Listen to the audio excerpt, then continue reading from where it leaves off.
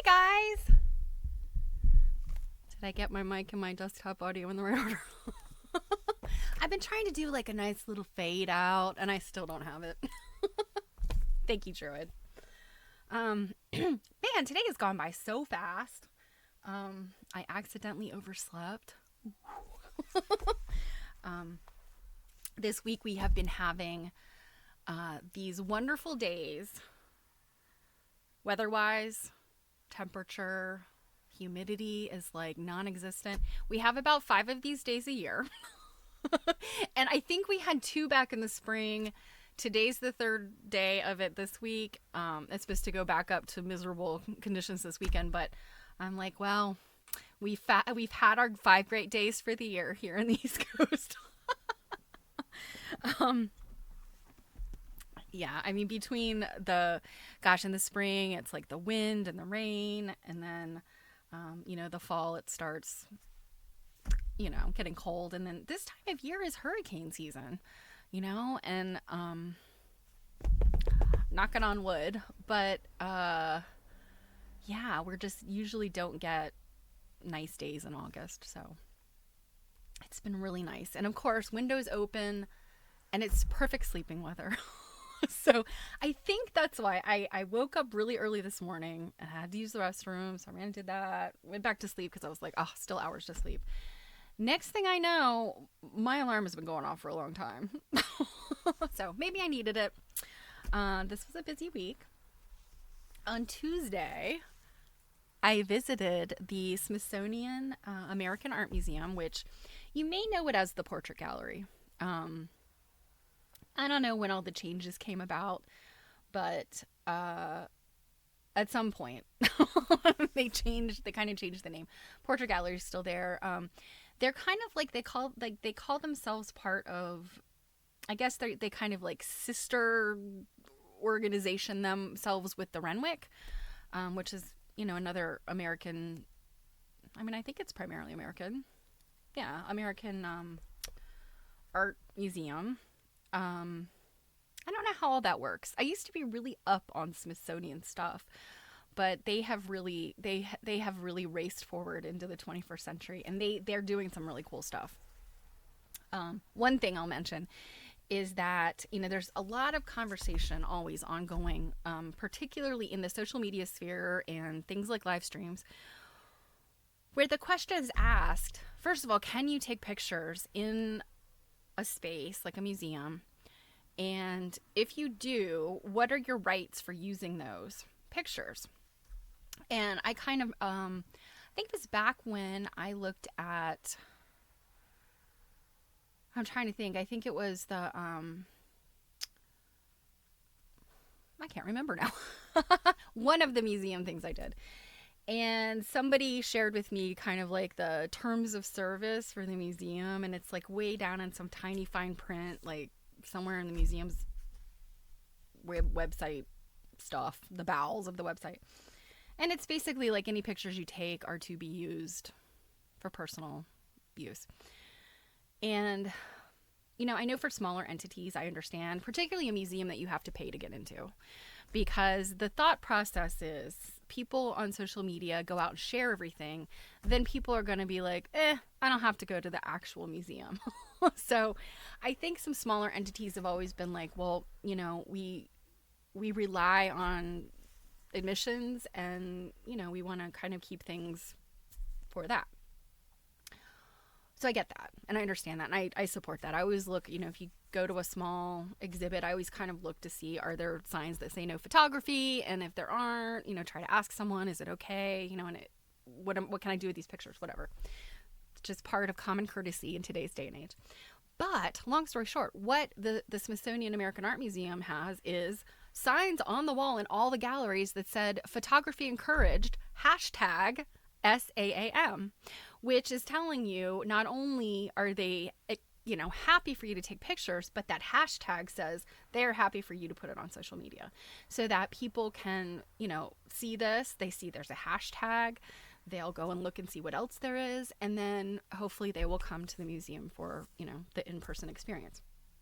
And I have to say, if you're not a museum person, give it a shot, because sometimes even the things that you maybe have seen a million times online, to actually be standing in front of them is a very different experience. And I can say that definitely about the reason why I went into DC the other day, which is the Pattern and Paradox show. This is the quilts of Amish women, and I bought the exhibit catalog, but I haven't opened it yet because I looked at it extensively in the museum. So I'm kind of like keeping it pristine until I decide. I don't know if I'm going to give it as a gift to someone. I don't know. I've been thinking about some giveaways on here. I don't know yet. So it remains pristine. But I took some pictures. I didn't take pictures of everything in there because I don't know if this exhibit is traveling or not. But it, you know, I had actually already seen a lot of the quilts in this show, because Janniken Smucker shared a lot of them in her talks. And so the quilts themselves were maybe not necessarily a surprise, but getting up close and personal was. So I'm very excited to show you some of those today. And that's probably a lot of what I'm going to do. And then we have a chapter to read in The Lady of Godey's, which I think we're getting into the beauty and fashion stuff. So it'll be interesting to see, you know, what the lady editor does next. So, yeah. Oh, yeah, Maro Dim, absolutely. Museums are the best. And there's just so many exciting things that you can find in museums. And I, having grown up in Virginia, and my grandmother was right inside or right outside the DC line in Virginia. I mean, the minute that the DC Metro public transportation, like, became a thing, I remember my grandmother, I'd, you know, stayed with her. I don't know if school was out or something. And one morning she, you know, get dressed. We're going on an adventure. And, you know, public transportation, like that big scale of public transportation, was fairly new. And this was, oh God, late 70s, early 80s. I don't even remember. And she said, come on. And we walk up the street of her where she lived to the main road. We get on a bus. The bus takes us to a metro station. And then the metro takes us to the Smithsonian. And that was probably like the most seminal experience in my life as a child. And ever since then, I mean, high school, as soon as I could drive, I would drive to my grandmother's house, and either she would drive me to the metro station or I would park there. And, you know, high school and college, that was always what I did. I was go to any of the Smithsonian museums, and really just any museum. I mean, there's history, there's just all kinds of like quirky, interesting things that museums have. So, I think that you could really get yourself an excellent education by going to museums in your area, museums when you travel, all that stuff. So, yeah. So, hey, Quiltish, I'm glad you're here. Yeah, I haven't seen you in a minute. So, yeah, so you're getting the good weather too. Yeah, I think Jill told me she's getting the good weather up in Massachusetts. It's like the eastern seaboard, at least north of me, is good. You know, south of here, I guess North Carolina south, a lot of times this time of year is gross for them. And my dad lives down there, and I'm, you know, constantly worried about him.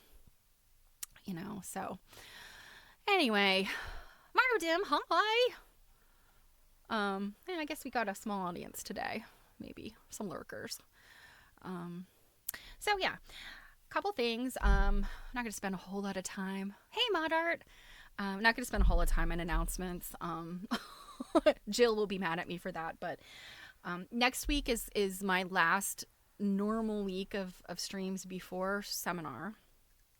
So I'd shown the schedule the other day on Monday when I streamed, and I still need to put it up on the Facebook page, and I promise to do that. But September's going to be a little bit quirky as far as the schedule, because seminar obviously is going to be like a big full week, so I'm going to miss like, I guess I guess it's only ended up being 2 streams, but then Jill and I are doing co-streams and all that kind of stuff. So anyway, I'll remind you guys again next week, but things will be a little bit, off kilter for a few weeks. Some things I have planned after, depending on how much we get through Pattern and Paradox, I think we can get through it pretty quickly. But I have something fun planned for next week. If you guys remember, we looked at the 1974, I think it was the June issue of Quilter's Newsletter magazine. And I had read this piece, and I think it is, I think it's page 4 or 5. I think it's 4. So I didn't quite understand, because this is kind of what it looked like. And it had this little book, and it says page number 4, and I was like, I don't know what that's about. But anyway, I read this thing. It's by Frida Rawlings, and it's about how she pinned her quilt. She sandwiched and pinned her quilt, and it was a quilt for someone else. And then it says she'll describe her method for machine quilting in detail in the next few issues. Well, I'd read this article, and then I talked about that, and I'm like, I'll have to look for, if I have some from the 70s, and if I don't, I'll have to go on a little bit of a search. Well, a dear friend, I got a envelope in the mail, and lo and behold, she copied the entire set of articles by Frida Rawlings. And the reason why what I read to you the other day said page 4 is because we start with page 1 and then page 2. And so this was a whole series that Frida Rawlings wrote for Quilter's Newsletter, and it went over multiple issues. So, gosh, let's see. It started, I guess it was like the whole year. I think it started in March of 74 and went through December of 74, I think, if I have these in order. So anyway, it's kind of a long, cool thing, and it's talking about her, her business and her, the things she learned from quilting for others. So I thought this would be really fun, to read this kind of start to finish, and hopefully I can get. They're not super long; they're kind of just small little articles. So I'm gonna do that next week. That'll be fun. Also, tomorrow will be 17 years since Questa Benberry left us. And Questa is kind of my mentor from heaven or something. It seems like every time I get interested in something and I start looking into it, I realize Questa did it first. And like the kit quilts and some of the Dr. Dunton stuff, some of these things that Questa was really interested in, I've realized that her research is informing my research. So, I say this all the time. I wish I could have met her. But, the way things work out. So anyway, I, kind of wanted to sort of give a nod to her, and like to look at some stuff, some Questa stuff next week. I've read some of her writings before, but, want to look again. And this is her, I think this is her first book, Always There, The African American Presence in American Quilt. And if you used to watch Mary Fawn's stream, Quilt Nerd, you probably remember her talking about this book. She showed a number of things in it, and it's just a really good book. So there's a couple of things that I thought I would read next week, so we'll get to that. A couple of other things. One, I was shocked to find out, this is very sad, that Carol Lyle Shaw passed away. And it must have been very sudden. I'm not 100% sure how old she was, but, it was announced online. I saw it, and then, I kind of looked at some other, quilters, people in the quilt industry, and, giving a nod to Carol. And, I looked at her Instagram and her website, and based on what I saw, let me share my screen so you can just see some of this stuff. Um, she was working on this Modern Quilt Academy project. I think this was a thing that, it was like a membership thing that you could join. And these are some of her quilts that are showing here. This was just July 25th that she posted this, so less than a month ago. So I'm guessing whatever happened was very sudden. Like, she, to my knowledge, was not ill. So I don't know any details, but I was stunned. I never got a chance to take a class from her. I wanted to. It was on my bucket list. And, I've seen a lot of her work. I've saw at least one or two pieces in some of the shows I looked at back in the spring, when we had the big Joyce Scott and her mother's retrospective. So anyway, a very sad thing. And I just feel like, oh gosh, we lose people, and it's like, oh, I didn't get a chance to meet her. I didn't get a chance to take classes with her. I didn't, haven't read all she's written, and these things are just unfortunate. So, I guess I'm at that point in my life where I'm kind of thinking, don't wait if you want to take a class with somebody who's famous. If it's all that stuff, right? Yeah, okay. Quiltish, yeah, you met her at QuiltCon. Yeah, I think she taught classes at QuiltCon, and I think I looked at her classes, and I had to make the decision between her class and Young Min Lee's class, and I ended up signing up for Young Min Lee's class. So, not that I regret taking Young Min Lee's class, but just not getting a chance to meet Carol and take her class. So anyway, this is sad and unfortunate, and it's the way of life. So I guess, again, I would say, if you, meet your heroes, if you can, if you have the ability, and, take the risks, and because you never know when something's going to be over. So if you want to read up on Carol and just kind of look at her work, let me put a thing in the chat with her website. This is her website. And there's this great picture of her standing on the beach with a quilt, and it's blowing in the wind. It's really beautiful. So that, I hate to, I didn't want to end on a bad note, so starting on one. The next thing I wanted to do is, Drew had mentioned recently that Joe Cunningham has a new quilt report, and I thought that would be a fun one to look at. Joe's another person. He was married to, I think they were married. It's terrible, I'm not sure, but Gwen Marston was his partner for many, many years, and my mom actually took classes from Gwen, and she passed away.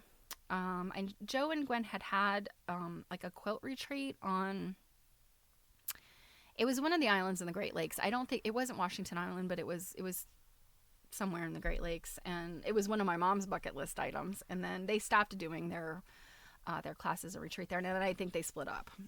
So, Joe ended up out in San Francisco, and and then Gwen was, I believe she had cancer. This is terrible. I can't remember, but I know she passed away a number of years ago as well. So again, long story short, we lose our heroes too frequently and quickly, and it's a good thing to get involved when you can. So before we lose them. So let's watch Joe's his quilt report, because hopefully he's got some less sad things to say. So let me make sure. Let me turn the desktop volume on. Okay. Hopefully we won't have any commercials. I think we might. Hi. Welcome to the Quilt Report. Well, I think often when people hear that I'm a quilt maker, they assume that my house is all full of quilts. And it's true. I'm standing right in front of one of my early quilts, made out of wool. I can't remember what it's called. I think it's called Sticks. Uh, anyway, there's art all over the house. Across the room from me right now, there's a beautiful piece from an artist at Creativity Explored, John Patrick McKenzie, I believe. Right next to it, around it, there's all these family pictures, and then there's one of my favorite things, a photograph by Henrik Kam, whose work hangs over our fireplace. I love that. My old neighbor, Ney from Brazil, gave me this poster-style print. Anyway, we've got art everywhere. A lot of family photographs. And an inscrutable piece by John Pappas. Who knows what he meant by that? We have a Chinese-style peonese painting by my mother-in-law. I have a diptych by the great Lee Barbier. I have a gigantic black on white drawing by Heike Liss. We got a lot of art around here. But one of my favorite pieces is by my mother-in-law, who did the Chinese-style peonies there, Sarah Mae Werner. She, I think, copied this image from a National Geographic magazine. And she was a very fine watercolorist. Many years ago, she studied with a great teacher in Aurora, Illinois, where my wife was born and lived until she was 8 years old with her family before they moved to the Washington, D.C. area. Anyway, Sarah Mae Werner, my wonderful late mother-in-law, who I loved and I missed so much all the time. Well, here's what happened recently. My wife, Carol Lemaitre, she has her first husband's last name. Lemaitre, like the Maître D, is how it's spelled. It's an unusual name, Carol Lemaitre. Anyway, she got an email from somebody from Aurora, Illinois, saying that they had seen one of her mother's watercolors online and would love to have it reunited with the family. And so she would buy this painting and ship it to Carol so that it could be reunited with the family. It was $50, and she would front the money, and then we would be able to pay her back. Carol showed this email to me and said, "How weird is this? And what kind of a scam? What's going on here?" And I looked it over and I thought, scam? This is somebody trying to do something nice, darling. And she, oh, no, this is weird. It's too weird. That's. So then when we had company over and I asked some of the other women what they thought about this, and every woman thought it was weird. And the men thought, yeah, this is somebody trying to do something nice. I'm not exactly sure of the psychology of this. It somehow means something. Anyway, then I was working in New York State. I was rooming with Paula Kovarik and Denise Labate in a nice townhouse there while we taught on the college campus. And I told them about it, and they said, yeah, that's really weird. What's going on? That's a scam of some kind. And Carol said, well, if it means so much to you and if you think that you can handle it, you go ahead and here's her email address, right to that woman, and you get scammed if you want. So I did. I wrote to her, and it took a little back and forth to figure out how to do this whole switch. And I said that I would send the payment when the tracking number came through, and it was shipped, which is what happened. And I got a tracking number that seemed absolutely legitimate. And while I was gone, what do you know? The painting showed up. Showed up. And here it is. It's got the glare from a window on it. Let me see if I can give you a tour. It's a very fine watercolor He's recording with his iPad. of a house in their neighborhood in Aurora, Illinois, by Sarah Mae Werner. Oh, wow. So Carol had asked the woman, how did you track me down anyway? And she said, I looked up your mom's name, and her obituary came up, and you were listed as the surviving child. And your name is kind of unusual, and you're easy to find on the internet. Carol owns a Pilates studio, Sanchez Street Studios, and her name's all over the place. And so the woman said, that's how I tracked you down. Wow. So I don't know the moral of the story. All I know is that this is what happened. And what it means to me is that not everything is a scam, that not everybody is horrible. Some people are really nice, and they think of nice things to do, and they do them. And that's what happened in this case. So that so that's the whole story. That's the whole quilt report. Thanks for stopping by. Well, that was an interesting quilt report. I couldn't comment during that because I was like just enraptured by the story. What do you guys think about that? That was very cool. Yeah, trust before suspicion. But here's the thing. When he said, I don't know, there must be some psychological thing. Yeah, Joe, you think? I mean, I'm sorry. Possibly as a man, this is not something that you immediately identify with, but I too tend to look at things and go like with distrust because women get targeted. Elderly people get targeted.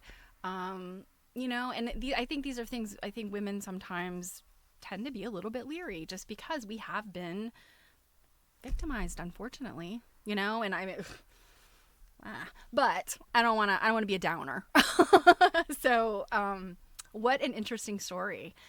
And yeah, I mean, of course, there are absolutely just angels out there who just want to do a good thing, a nice thing. And that's really cool.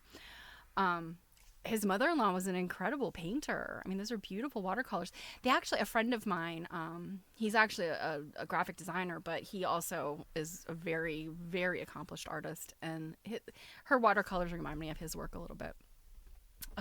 But that is very cool. And I mean, just to get something like that out of the blue and just be like, you know, reunited with something that your mother had made. I mean, like, what an amazing experience. So what I would like to say, the sort of the beginning that resonated with me in that video is that Joe does have a lot of artwork and not textiles. I mean, there was some stuff in there that was textiles, but not textiles. And art collecting is something that I wish I could do more of. Sadly, you know, sometimes it's easier to add several smaller, more lesser priced items to a collection than it is to make one giant purchase like a piece of art. But I have a few pieces from people. I have a very, very small piece from Ai Weiwei. I'm sorry, Ai Weiwei. Good Lord, how can I not remember this man's name? Yeah, Quiltishino, yeah, to buy more art. You know, I mean, it's wonderful to be able to surround so Ai Weiwei, that's right, that's his name. He's a Chinese artist. He's very outspoken. He was in prison in China. Like he's very outspoken. Anyway, his artwork is amazing. I saw a huge retrospective at the Hirshhorn. He's got a piece at the Hirshhorn. Anyway, I went out on a limb at the very beginning of the pandemic when I had disposable income. And I purchased a very small piece of his work. It's pandemic related. It was a mask that had been like, I think it was printmaking. And it was, the thing about famous artists really is their studio. It's probably, he may or may not have ever touched the item. It came out of his studio. So, I mean, that's kind of the thing that happens when you purchase things from well-known artists. It may or may not ever have had their hand in it. But yes, unknown artists who just make things that are fascinating to you, that's the way to go. Because, unknown artists' work is generally affordable. They may one day be famous and you'll have, this wonderful piece of artwork.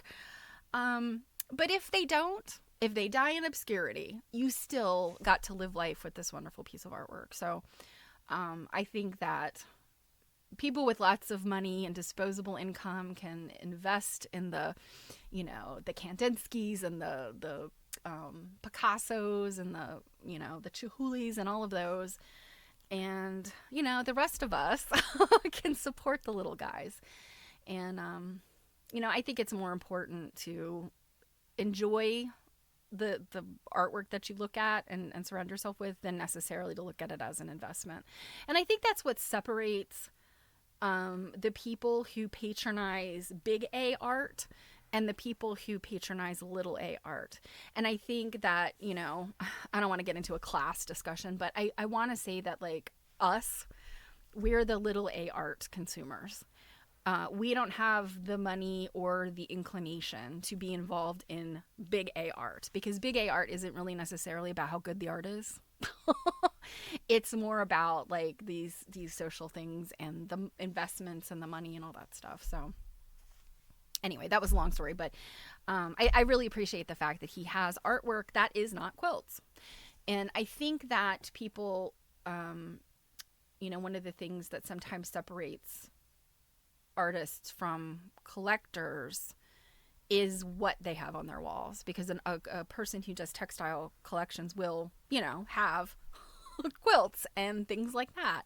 Whereas, somebody who is a kind of a generalist, we'll have all kinds of different things. So big A art equals money laundering. Yes, mod art. Absolutely. Ding, ding, ding. So I won't get into that whole discussion, but it's pesky. So that was a really interesting Joe video. So learning a little bit about his current wife.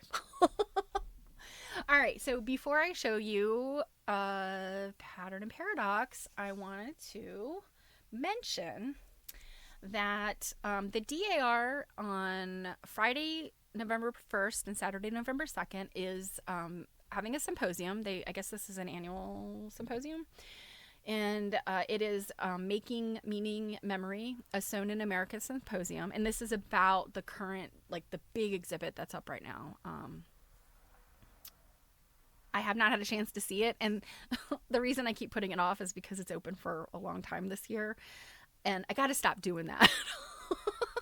It's like, it's easy to procrastinate when it's like, oh, I got another 4 months. But anyway, this symposium, I got really excited about it because I was like, oh, it's not that far from me. It's in DC. And then I was looking, I'm like, oh, the price. And then I realized, oh my gosh, they have an online component. So apparently they're streaming the whole thing. And it looks really interesting. I think I'm just going to do day 2. And I still am on the fence about whether I'm going to go down there or if I'm going to do the online. But I mean, the online is great. And I suspect, unless they have any kind of like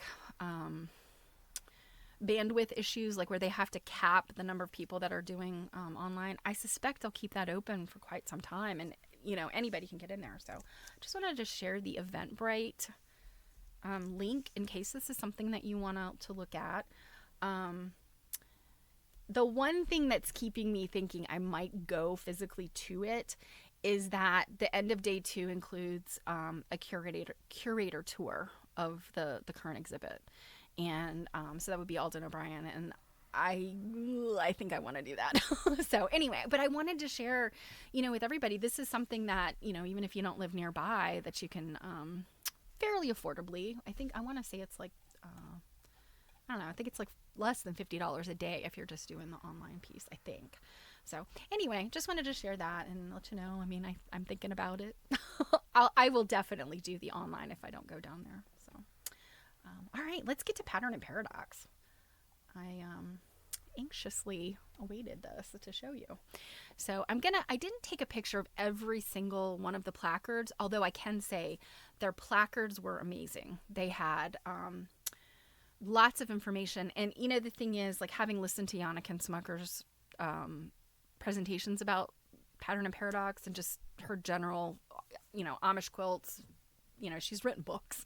So she's not a newcomer with the Amish stuff. But the talks I listened to, she does talk about a lot of this stuff. So I didn't take pictures of literally everything, but I'll read you what I did take pictures of, because it's kind of cool stuff. So let me share my screen. Okay.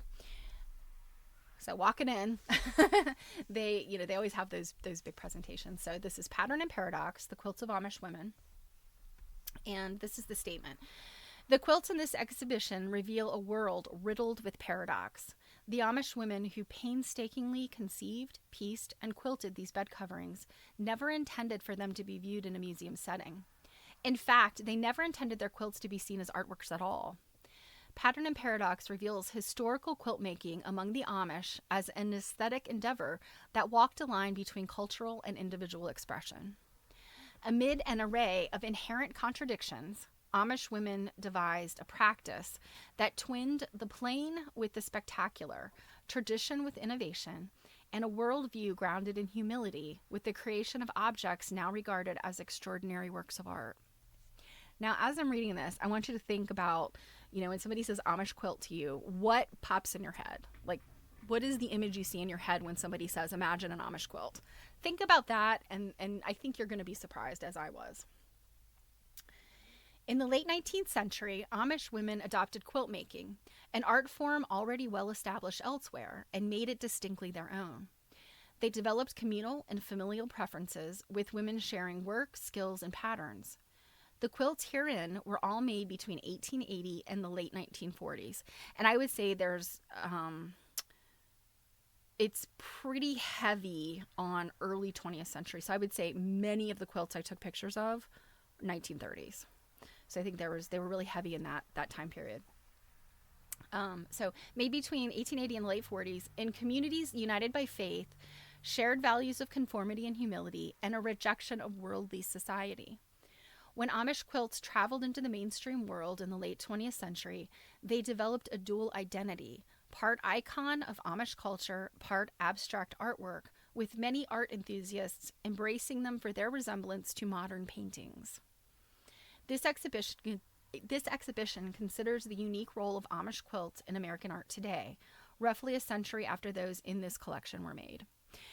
So yeah, a lot of these quilts are close to 100 years old. Many of them do not look like what you would expect. Many of them do. But a good number of them, I was like, what?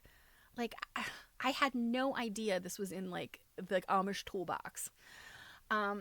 One thing that I would mention, and it's probably been in the past year, I've really had a lot of, not that I've been studying Amish quilts necessarily, but there's a lot of material out there, content about Amish quilts. So I've consumed some of it, and I think what I've been finding is when you picture an Amish quilt, you probably are thinking of, like, the big square. It's a giant square in the middle. It's probably got, like, 2 or 3 borders. Very striking, very, very, very beautiful quilting. Again, and some of their other stuff are just very simple. It's the colors you think of. But what I have discovered is the Amish, depending on their communities, sometimes they were paying attention to trends. Like, they're cut off, but they're not ignorant of what's going on around them. And so some of the quilts mid-century were very much like the quilts that were sort of the mainstream, like the English were making. So that's the one thing I've kind of learned. And when I went to my trip to the retreat in Temecula, Zania Cord was one of the speakers, and she showed a quilt. And when she said it was Amish, I was like, what? Really? Are you sure? And I'm thinking to myself, I mean, who are you to question Zania Cord? She's like, a very expert quilt historian and dealer and collector. But, they really did make things, in communities that you would be surprised. They didn't stay with that like traditional Lancaster, the Berks, Bucks, Lancaster counties of Pennsylvania, the Amish communities in Indiana, in Illinois, Southern Maryland. They all kind of do different things, sort of just depending on the influence of, I would say, probably the English people around them. Their own religious leaders kind of would make some decisions, about what they can do, and that kind of trickles down to how they manage their decorative life. Unlike the Pennsylvania Dutch, the Amish were not. You don't expect to see things that are very, very decorative and busy. Typically, the Amish are going to see like very plain things that use a riot of color. So definitely saw the riot of color, but some of this stuff is not that plain. So I won't keep you in suspense. Okay, real quick, let's read one thing about the Amish. So the Amish are a Christian denomination currently scattered across hundreds of settlements in the US, Canada, Argentina, and Bolivia. I didn't know about Argentina and Bolivia. I'd heard that there were settlements outside of the United States and Canada, but I had no idea that they were in South America.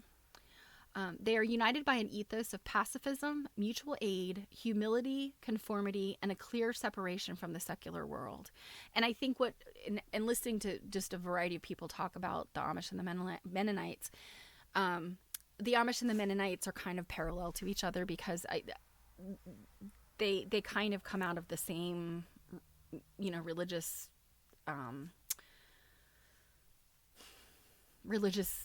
understanding, like, the way that they practice their religion. The difference being the Mennonites are a little bit more integrated, and in some cases very much integrated. Like, you would never guess a person was a Mennonite, part of the Mennonite faith, because they're very integrated into, the quote unquote English world. Whereas the Amish dress differently and seclude themselves, or kind of keep these older ways.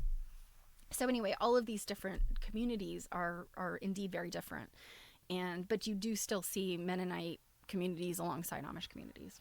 So each settlement has multiple church districts composed of 20 to 40 households. Members in each district determine and follow the Ordnung, which is the localized guidelines that govern practices of faith in daily life. Today, the Amish church is thriving. In fact, its membership has doubled to almost 400,000 since the year 2000. Fascinating, right? Like, there's more Amish than there were in 2000. Amish families are generally large, and most children choose to remain in the church as adults. That's also interesting to me, because you hear about Rumspringa, particularly if you're on the East Coast, because being close to Lancaster, you hear these things. And of course, there's been documentaries, there's been TV shows, there's reality shows, all that stuff is well known. But it's interesting to me that people that are raised in the order tend to stay. Old order Mennonites are closer to Amish. In fact, I kind of almost wonder, like, maybe they have electricity, but I don't know. I don't know enough about the actual religious and societal guidelines to be able to speak on that. But yeah, old order generally means plain, they don't dress like everyone else, and etc. Okay. Historically, many Amish farmed, but since the late 20th century, the culture has embraced entrepreneurship. The Amish own and run construction companies, greenhouses, and quilt shops, for example, and sometimes work in non-Amish owned businesses. So if you are in an area that's within probably 200 miles of an Amish community, you see the Amish woodworking. You can buy little sheds, you can buy swing sets, you can buy, porch rockers, all that kind of stuff. The faith group traces its lineage to a small Anabaptist sect that emerged in 1525 as an offshoot of the Protestant Reformation. And herein, this is where you kind of cycle down the Anabaptists, the Amish, you've got this kind of flow chart of religious groups. Facing persecution from an intolerant state church, they met in caves and other discreet outposts in German-speaking parts of Europe. And if you remember, gosh, who were we talking about? Whose parents? Oh, the lady that I believe made my Eagle kid quilt, and looking at her family, They were Germans living in Russia. Because of this, these religious intolerance and the economic issues in Germany in the late 1800s. In 1693, the Anabaptist preacher Jacob Amann led a faction of the group who sought a stricter church discipline. Stricter. His followers became known as the Amish. In pursuit of religious freedom, many Amish began immigrating to Pennsylvania in the mid 1700s, establishing settlements during the 1800s in Ohio, Indiana, Iowa, and Illinois. During the late 19th century, a split began. Gradually, over decades, traditional-minded districts emerged as the Old Order Amish, the plain-dressing, horse and buggy driving group we know today. The more progressive districts merged with the Mennonite Church, another thriving global population rooted in Europe's Anabaptist movement. So, that's the basics on the Amish. This is one of the first quilts when you walk in. This one's a small quilt. And I'm going to apologize about my photography. It was a little busy in there, and I was trying not to stand in front of people. And so probably most of my shots are not cropped great, but I wanted to show you, not take the time. So anyway, this one's in a glass case, and this is probably like a crib quilt, I think. But I mean, look at this dense quilting here. I mean, it's not dense. It's not that dense. Actually, it's just more of like, it's puckery. So, that probably had a lot to do with the batting and the fabrics, how they were washed and whatnot. And probably not as much with this one. I mean, it's definitely got some fading. One thing I can tell you, so this was unidentified maker, Holmes County, Ohio. A lot of these quilts were not Lancaster quilts. There were Lancaster quilts, but a lot of them were Ohio and Indiana, and I think maybe a few Iowa, Illinois, but I kept seeing Ohio and Indiana a lot. So 1930. One thing I was very surprised at, and I'd looked at Amish quilts before, but not with the same eye as I'm looking at them today. You always hear that old story, that old wives' tale about how, the Amish will purposefully put a mistake in their quilt because, only God can, do perfection. And that is like such a wives' tale. I mean, that is not how they don't do that. In fact, that saying something like that is almost being disrespectful to even say, like, I could be as perfect as God, so I got to make a mistake. It's ridiculous. And I think if you've been listening to me read for a while, Florence Peto actually talked about a very similar thing in one of her books, but it was about the Turkish rug makers. So you see this as like this, this proliferated old wives' tale that kind of goes out there, and it's attributed to different groups of makers, which I thought was interesting. So this one, I think, is also kind of Amishy looking, like what you would expect. Very plain. Again, this is a crib quilt, and it was in a plexiglass display. And this one we do know or have a guess at the maker is Mrs. D. Miller from Iowa. It's a one-patch triangle variation. Again, 1930-ish. The other thing that I kind of, to draw your attention to this, and I'm not going to read all of this one, but the Faith and Stephen Brown collection is what this is. They have, they started collecting in 73, which is, again, around the time that, quilts are getting, the discussion about quilts being part of the art scene, the big Metropolitan Museum show, all that stuff is coming up. And so these people started collecting then. And let's see, Pattern and Paradox presents 50 selections from their collection of around 130 Sunday best quilts. And so the thing is, this collection, or this show, is put on because the Smithsonian is accepting part of this collection. So Faith and Stephen Brown, and I don't know anything about them. I don't know, if in looking some stuff up on the internet, I saw them, pictures of them. I don't know if they're elderly collectors who are, starting to downsize their collection and donate, or if one or both of them passed away. I don't know the details. Um, but anyway, the Smithsonian is accepting some or all of this collection, so that's kind of the history around this show. Um, yeah, Amish quilts. I have a bunch of Amish quilt books, and I've of course looked at all the pictures in them, but I don't know that I've really gotten detailed and deep into them. And yeah, this show is really kind of getting my getting the juices flowing. So first were the crazy quilts. And if you've paid attention, if you've been online and looked at anything pattern and paradox related, you'll recognize one of the quilts in here. But this is one of the areas where, I'm not going to read this one, but this is one of the areas where they were adopting and adapting quilt styles that were already out there in the mainstream.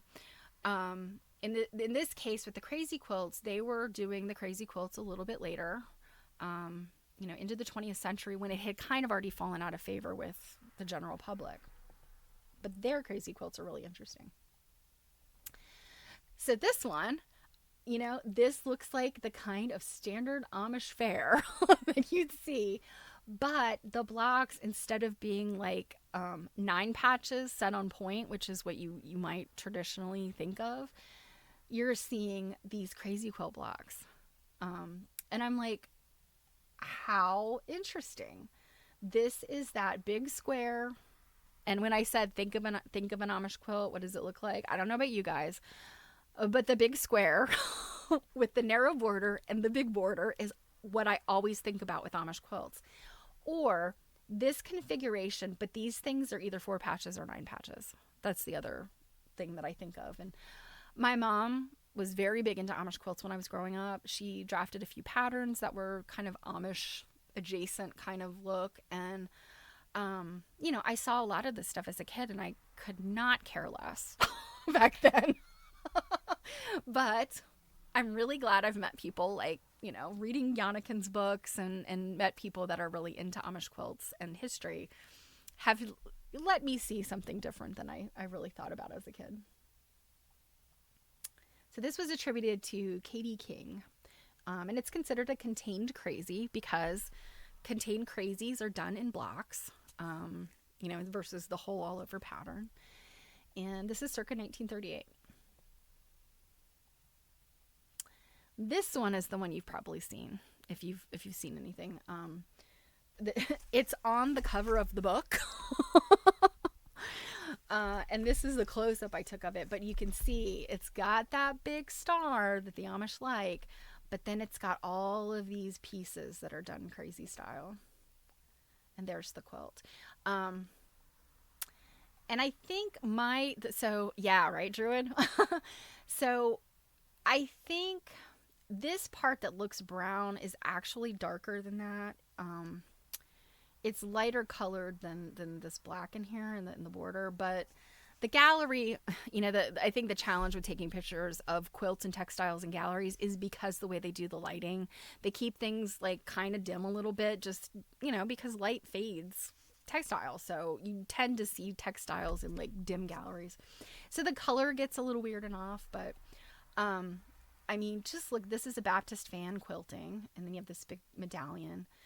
But look at all these little bits, and it's just like crazy quilts you would have seen a few decades before with the general public, but it's definitely got the Amish spin. Like, you can look at this right away and be like, oh, this is very Amish. So this one was called a Crazy Star with an unidentified maker, and this one was out of Illinois. So string piecing and Roman stripes were another thing that they did. And this one, aside from the colors, I would have put this as like a modern quilt. I would not have maybe not modern, but at least like within the past few decades, I would not necessarily have thought of this as being Amish. Other than it's got that Amish layout, it's got the Amish colors, but just, the way this comes together, it's really, really modern looking. And that's the thing, like, Amish quilts look modern. They look like modern art, and there's a lot of modern quilters that do try to replicate this. So this was an unidentified maker out of Ohio. Again, 1930. And maybe it's me. Maybe the ones I was really drawn to were, the 1930s. But I feel like, again, there was a lot of them. And this just talks about what Roman stripes and string quilts are. You're probably familiar with the string quilting. But what the Roman stripes, how Roman stripes is different than just a string quilt, is that you've got these blocks of solid color where there's no strings. So that's what that Roman stripes is. It's another Roman stripes and string quilt. Again, it's very modern looking. It's Amish colors. It's all solids, but still you're like, yeah. But very, very, in this color palette, it's all the brights. Amish love blue. There's a lot of things about this Amish blue. But yeah, this burgundy, and again, you can kind of picture, if you've looked at pictures of like the old order Amish, particularly out of Pennsylvania, you see these pictures of like the black pants and jackets, and the women are wearing like the cape dress. It's always black, but then the children will have these, bright pinks and purples and blues, and the men, will wear shirts that are these blues. So it's all these colors you're familiar with if you've been looking at pictures of Amish people. But just not what I necessarily expected. Blue and brown together. Okay, here's another one. Oriented differently. This one's interesting. And I remember Yannickin actually showed this one. And I can't remember if it was at the Pattern and Paradox lecture she did for the Smithsonian, which I caught, or if it was the Arizona Quilt Study Group. I can't remember, but she did talk about this. This one's 1912. This is like a highly polished cotton. Like some of these things I would walk up to and I'd say, oh my gosh, that looks like silk. But then when I would get there and look at the placard, nope, it's cotton. So it's a polished cotton. And then something like this, having that like polish on it, and it's in perfect condition. It's like it's never been used. But it's like OCD made a crazy quilt. Yeah. But what I would call your attention to is, look, that's not perfect. You got a little stripe going wonky there. And once you start looking, you start to see things like that. They've got some wrinkling going on. And it's, not just because the quilt is wrinkly, it's because the quilting was wrinkly. Does it diminish this quilt? Absolutely not. But it goes back to the fact that, the Amish were not, they have a standard, but they were not these perfectionists. You think they were, here's where some points didn't meet up, and like big time, because those are big blocks. So, but still very beautiful. And you've got initials here, and I think it's on the next thing. I took a close-up of the initials. Another interesting thing, sometimes you'll notice the polished cotton, and you can see this better in some of the other quilts, but the polished cotton, depending on which, like if you have it upside down, you'll see the sheen differently. And you may have seen this before in like clothing and also other quilts, but you can see like this looks like a different color of black than this does. And it's simply because the fabric is probably turned the other way. Like they're both on grain, but just the direction they're turned in, the way the light reflects off of that polish, it almost looks like different colors, even though it's not. And that's something that I definitely saw with a lot of the black quilt, the black fabric that was polished. They just, maybe it wasn't important to them. And I wouldn't care. I'd do the same thing, but they did not take the time. And sometimes I think it's hard once you start cutting into fabric to lay it out and see like, what is how's the light hitting the surface, and orienting it the same way. So this was unidentified maker, but it's got these initials. And I think, if I remember correctly, after they hung the show, or at some point, I think they have an idea about who these people were. And it was actually a mother-daughter. It was not, a situation where it was a, husband-wife thing. So this was just about the initials and dates, and I obviously did not get a great picture. I think I was like trying to reach, like, take the picture quick before I was in somebody's way. So this is one side of the gallery. And you look how the quilts were hung. They were not hung very close together. They were kind of in groups based on what they looked like. I did not take pictures of all of these down here. I think I got these, but they're just very, the gallery. I mean, just, I think the way art is shown very well is like this, like they're spaced far apart. You've got benches to sit down and just contemplate it. It was just really beautiful. Look at this. So these are the Trip Around the World, or Sunshine and Shadow, not to be confused with Sunshine and Shadow that you see with log cabin quilts, but this kind of the same concept with how the fabric is laid out. Have this sunshine and shadow look. The colors here, again, so very Amish. But the quilting, like, I don't think I got a great picture of this one, but you can see there's medallions and stuff here. There's this vine, and I think that's very modern looking, that vine that is stitched here. Just really stunning. And then each of the little blocks were quilted with, like, crosses, and then it's straight. They're straight lines that go all the way through, but each one has like an X through it. So just stunning. And the thing that really struck me here is these colors. And again, these are not new quilts. I kept looking at them and thinking, like, well, that leafy pattern, that vine, I mean, I just feel like that's the kind of thing you often see, long armors, that sort of viney kind of stuff. And but this is not a new quilt. And I mean, just the vibrance of these. 1930. Unidentified maker. This one's a Lancaster County quilt. But 1930. And it still looks like that. We just don't, and you think about quilts from the 30s.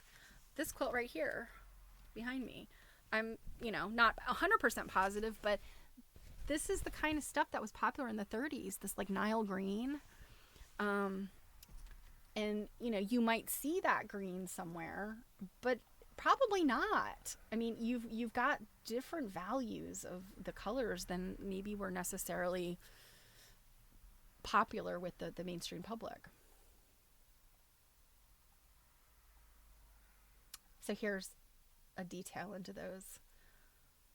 And you can see that this is like polished cotton, wool suiting. I mean, just look at these little...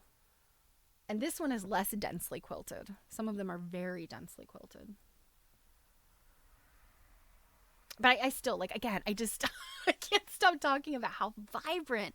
Like, these pinks, some of them, one of the quilts, it's another one I definitely took a picture of, I'll show you. I walked up to it and I'm like, okay, this has got to be synthetic. This has to be from the 60s or more modern. It has to be a synthetic fabric. It's way too bright to be an old cotton. But in fact, it was a polished cotton from, like, I don't know, the 30s or 40s. So this is just describing Sunshine and Shadow. And then here are two others that are the similar kind of situation. This one looks very much like that first one. And then this one's got where, the patterning is different. So they have a different look. It's got these like alternating stripes almost versus, these pieces, the way that, they're the same colors all the way through. This quilt was also interesting to me because of its condition. And I think I took more pictures of this later on, but you can see like the way that this purple fabric, it's almost like it was the centerpiece, like it's almost like the purple fabric was eased around. Like it was a little bit too much purple fabric in some spots or something. Or maybe the quilt was washed and it like shrunk differently. I don't know. It was very, it was very odd. So I'm not 100% sure like why it came out like this. Yeah, like ruched. And so to me, it either looks like it was eased in too much, or that it, like, there was some shrinking that happened. And I took a picture. I did some close-ups of this for that purpose, to show you, like, the Amish quilts were not necessarily like these, this high pinnacle of perfection. Even though they're beautiful, and that's my point about some of this stuff. So this was the one that was kind of traditional. Like, look at the first one, and then this is the sort of weird purple, and it is out of Lancaster. Um, yeah, the batting in that part was, yeah. I mean, it's entirely possible that, it's the way that some of these things happen. Um, and I'm going to show you one of my favorite quilts out of this whole exhibit is super wonky. And I just loved it so much. But I mean, even this, you can see how the lines get a little wavy, just, and that happens when you're piecing and things get a little wavy. You have to be so much more precise when you're machine piecing, because quilt can either grow or shrink based on your seam allowance. But with hand piecing, you can fudge it a little bit. You can make things work out. But this one, like I said, this one looks like they tried to fudge and make things work out a little bit too much. It doesn't take away from the fact that it's a beautiful quilt. Come on. I mean, what? Again, in a heartbeat, I would have said that this was a modern quilt. You see a lot of, how many were made by young brides? Yeah, I don't know. Particularly when you've got a situation where these are unknown makers. There's a lot of cases, I noticed with the placards, that said the maker was unknown, but it came out of a particular family. So at least they have the family, where it came from. But yes, quiltish, exactly. This looks like a Native American Lone Star. Certain Native American communities that where the Lone Star quilt is important in some of their ceremonies, like I think births of babies definitely is one, and naming ceremonies, that the Lone Star quilt kind of becomes part of that, those traditions. So when I first saw this, I was like, oh my gosh, look at that. But it's Amish. And yeah, imperfections with that exuberance of color feels useful. Yeah, and it's funny. I mean, listening to Yannick talk, she's like, all of these misconceptions about Amish quilters. Like, not all Amish women like to quilt. Some of them probably helped out because they had to. They were, it was just part of the expectation. But others were like, I'll piece the quilt, but somebody else has got to quilt it, or I'm happy to pitch in with quilting, but I don't want to piece quilts. Like, somebody else can do that. So, you sometimes maybe get some quilts that somebody was pressured to work on. And then you get stuff like this where you're like, "Gah, this is amazing." And this one is a study in perfection. Now, one thing I did want to point out, this one's interesting, and I don't know if you can see it very well. And I might have taken another picture. There's a big stain right here. I think, and then like right here. It's very apparent standing in the gallery. If you stand right under the quilt, you can see it. But, again, it goes back to the fact this quilt has probably never been washed. And so it has, it got a little stain. So that one was an unidentified maker, but it was the Lapp family from Lancaster. So at least they, have an idea of, not exactly sure who made it, but they know where it came from. Again, circa 35 to 45. And it's still, even with a stain, looks like that. I think of some of the quilts that, I have that are newer, that are just in shreds, Now this, would you ever guess this was an Amish quilt? To me, this looks way too busy to be an Amish quilt. But one of the interesting things that Yannick told us in one of her lectures was that, there are some communities where you would get a very creative person who made something that was just beautiful. I mean, it's really hard sometimes to be a person who wants, who, like, society wants to force you into minimalism, but you're a more is more kind of person. And, you start to realize some of that stuff is intrinsic. It's not really taught because, the Amish family, and, maybe this was just a group a community where things were maybe not as strict when it came to the quilt. But what she said was, you get blinger's got a bling. Exactly. I mean, it's intrinsic. I'm a blinger who's got a bling. What she said, what they would do, and there's some examples of this, that they would have the back would be very plain. Like the back might be one of those squares or just the strips, and the front would be something like this. And so if, you know, they were having people over who might look askance, they could flip the quilt over. So you gotta love that. You gotta say like, yes. Now I hate the fact that they had to hide it, but you know, I mean, it's bucking the norms a little bit. And I, you know, for creativity's sake, you know, I don't have an issue with that. Now, the religious leader of the older order Amish may have a different mindset. I'm sure they do. But one thing that Yanakin said, this reminded her of, you know, like the Kilim rugs. And, you know, from a distance, when you look at this, you know, up close, you can see, you know, got like a monkey wrench and 9 patches. But you pull back and you're like, this looks like a rug. This looks like, you know, a Turkish or, you know, some type of rug. If they got flack, probably if somebody discovered them, what is this witchcraft? Yes. Oh my gosh, there's you know, there's stars and blocks and things coming together.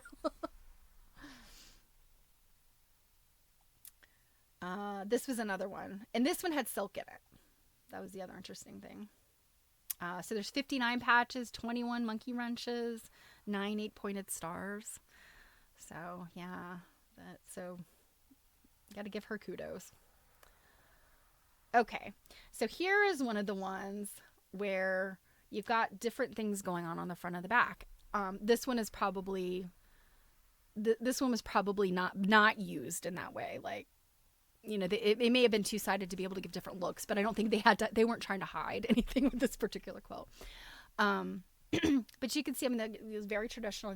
This to me, when I think of Amish quilts, this does it for me. You got black, just the blocks, you know, the boxes basically, and then you've got this quilting. I mean, look at this. This one is interesting because it's kind of an all over, and it doesn't, like, it's not confined. You know, I mean, look at these big medallions that go across multiple parts of the design. Now others you would see where a continuous quilting design would go through, you know, one of the borders, and then the next border would be something different. But this person sort of, they had an overall idea planned, and this is how they executed it. But let's look at the back and see. That's the back of it. So look how different it looks. You can definitely see more of this medallion going on.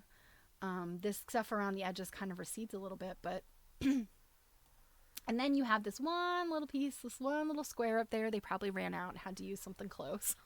I love that. I'd love to see things like that because it humanizes. You know, you think to yourself, oh my God, I've been there. You know, I had to like lop a piece off of something else to get it to fit. But I thought this was fantastic. You know, I mean, these two-sided quilts, how interesting. So again, more unidentified makers, Illinois.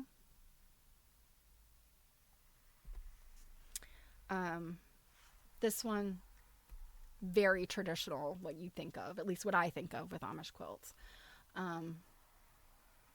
Of course, the only black in this one is the binding. But you know, again, look at these baskets. You've got baskets. You've got these, like, I don't know what they are. It's like a leaf. I guess they're leaves. It's a leaf with like a crescent thing, but I think the crescent thing is also a leaf. This giant sunflower sort of device in the center.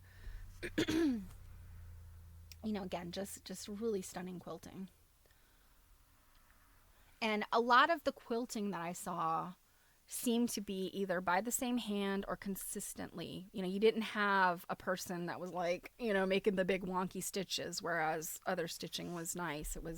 They're very consistent. So, I suspect that all of these had the hand of experts in them.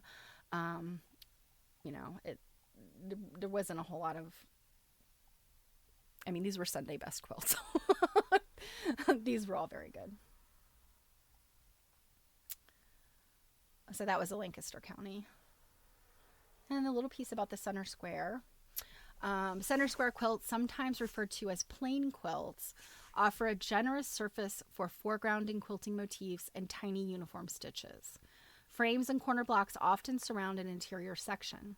Both the center square and bars patterns appealed to the modern art enthusiasts who began to notice Amish quilts in the 70s. So there you go with why we think of Amish quilts as being these squares. Because of the modern art people of the 70s. Now look at this. Would you have guessed this is an Amish quilt? I would not have. At first glance, I would have, if I'd seen this out of context, I wouldn't have guessed it was Amish. Now there are certain aspects of it that are definitely, if you're an Amish, aficionado, it's got stuff that's a hallmark of Amish quilting. But this is called the tartan or plaid. And it looks like you back up from it, it looks like tartan. Again, or those, these really beautiful rugs. One thing I loved about this one, though, is look at this middle block. There's a giant wrinkle quilted right into that middle block. And I was like, yes! And you've got some kind of a little bit of wonky stuff going on here too. So I was like, this thing is so stunning, so beautifully executed, but it's got this like kind of flaw in the middle of it. And I'm just like, bless them. They made this thing and they were like, good enough, not going to worry about that middle part. Yeah, absolutely. All solids definitely is a huge clue. But, out of context, if you just saw this quilt up against, like other modern quilts, I don't know that I necessarily would. It would take me a minute to kind of guess, like, could this be Amish? I don't know if I would. I don't know if I know Amish quilts well enough to say that. Certainly somebody who is a collector or who has done a lot of research, or lived alongside Amish makers, they probably have a better nose for these things than I do. I just love it so much. I just love that. Right, Mervyn? They can't wear it, but they can quilt it. And so the tartan are often, they're 16 patches generally, and then and the way they work out the colors in there are what create the tartan plaid or the plaid pattern. So this one, because I didn't know about this, I'll read this a little bit of this one too. Like many of the German and Swiss immigrants who immigrated to North America in the 1700s and 1800s, the Amish did not arrive with the quilt making tradition. They slept on homespun linen bags filled with straw or corn husks and used similar bags stuffed with feathers as insulating top covers. If there was any decorative touch, it was a woven coverlet, either homemade or acquired from traveling weavers.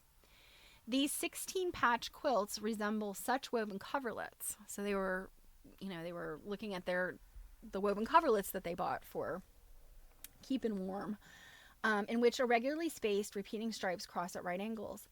The name tartan, like a plaid, refers to a pattern of crisscrossing and interlocking bands of varied widths.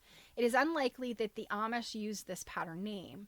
Rather, the look of these unique quilts inspired the nickname as they changed hands over the years. So, oh no, Quiltish. I didn't know that you had hand surgery. I hope that you're on the mend, but that's okay.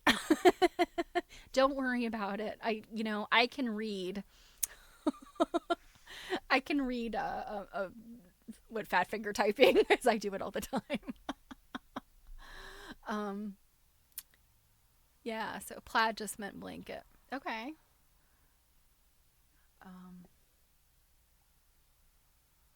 So this one, I don't know if this shows it very well, but I'm trying to take a picture to show how thin this is. This is probably, the batting on this was like virtually non-existent, so it was something very thin. And um, yeah, like I said, I don't think I did it justice trying to get this picture, but I so wanted to like reach out and touch. But there were some surly men in suits walking around there, like, ready to smack your hands and throw you out. But this is the quilt I took the picture of, and it's some these smaller units that have the plaid tartan look, and then it's broken up with these plain. So again, unidentified maker, Pennsylvania, Mifflin County. Okay, so the railroad crossing quilts are another thing. Now, the look of this, the colors, do say Amish.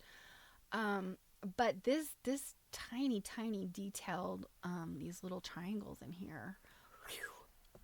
Yes, quilts are made for touching. Oh, I wish. Not these. And there were signs everywhere. They were on the floor in front of the quilt. There were little signs everywhere that was like, do not touch the quilts. But this I just thought was really beautiful. It's a pretty limited color palette, but they've still got a lot of movement in here, and just really pretty. And then it's got this like kind of madder red binding on it that's just so different than the rest of it. And by the way, I love this color blue. It's it's an Amish blue.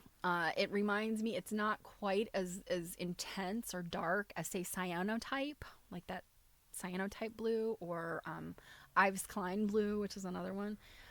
But it's just such a, I don't know, it's just a very particular blue, and I really like it, especially up against black. This one was out of Ohio, 1930, circa.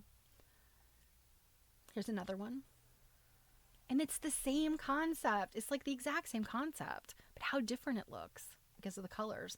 And then they've also put, instead of those solid blocks in the center, they've done a 9 patch in the center. And it's very subtle, very subtle. They were very particular about how they put these yellow pieces in there. But then the rest of it is, a little improv. You definitely got uniformity in there, but they're not all exactly the same. Hey, Robin. Yeah, that Amish blue is just the best. And the other thing I would mention is they love a cable. Even though that like the little narrow borders might have some different kinds of quilting in them, there's a lot of quilts that have these cables. This is a big one. This is a 5 cable. Some of them are like a 3 or 4 cable. This one's a 5 cable. They love the feathers too. So this one was Ohio, and this one was old. This was the 1888 quilt. But again, look at it. Now it had some discoloration. You can see all this up here, this kind of darker. That's not the lighting. There was this, I don't know what it is on the quilt. It must have been from where it was hung or where it was stored. It had this kind of damage. So, or whatever that is. I don't know what it is. Now look at this. Oh, I love this one. This one to me just looks very Victorian, but in context, it also screams Amish because, again, the colors, the quilting that they did. And this is another one where it's that highly polished cotton, and depending on, which way the grain was when they cut it, you've got, how it all looks a little bit different here because like the grain was turned the other way. So it has different light reflective qualities. And then look at the quilting in this. And I think I took some other closer ones, but right, this bottom of the fan is just this grid quilt, and then you've got this like snake of feathers that trail in between all of the fans, and then you've got the same thing echoed in the big border, and then the little border is just like a little diamond pattern. So this one was stunning to me. I stood in front of her for a long time.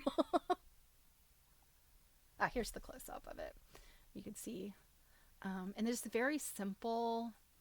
Um, you know, you can see it's got some little stains and some strings.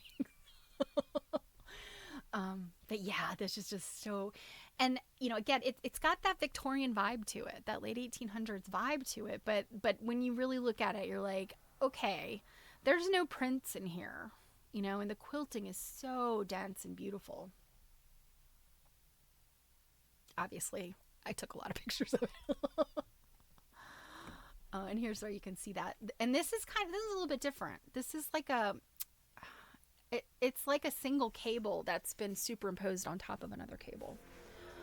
And then also, you know, again, like I was about to say, and I didn't finish saying, this embroidery. That's a decorative feature that you don't see on Amish quilts. So this was, I think, an aspect of, you know, the English community impacting and inspiring the Amish quilter. And this one was 1915, cotton and wool. There's a double wedding ring. And, you know, I collect double wedding rings. I love them very much. This one is, I mean, you know, again, looking at it, I'm like, well, this is how Amish people do a double wedding ring. You are generally not going to see a standard double wedding ring of, you know, mid-century, 1930s and 40s. Maybe it was the 40s. I'm not entirely sure when double wedding ring arrived on the scene, but it was definitely in the 20th, like early 20th century. You know, you've got the beautiful multicolored rings, but then this background. You wouldn't see a black background on a, you know, the general society. They're going to use white or pastel. All of the double wedding rings I have are either like a pale yellow or a pink. They're you know, this black is like somber. But when it's done like this, holy Moses, it's beautiful. Yeah, and this one was on a table. So this one was hard to get a picture of. They had several quilts that are out on tables. And again, I just wanted to like touch.